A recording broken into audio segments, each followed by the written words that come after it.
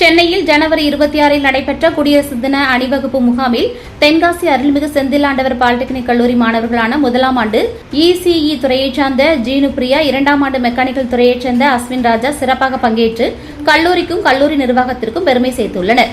தேசிய ஒற்றுமை, ஒழுக்கம், கட்டுப்பாடு மற்றும் தேசபக்தி ஆகியவற்றை வலியுறுத்தும் இந்த அணிவகுப்பு முகாமில் இரு மாணவர்களும் கடுமையான பயிற்சிகளில் ஈடுபட்டு தங்கள் திறமையை வெளிப்படுத்தினர். இந்த அனுபவம் மாணவர்களுக்கு தலைமை, திறன்குழு ஒத்துழைப்பு மற்றும் தேசப்பற்று ஆகியவற்றை வளர்க்கும் வகையில் அமைந்ததாக தெரிவித்துள்ளனர்.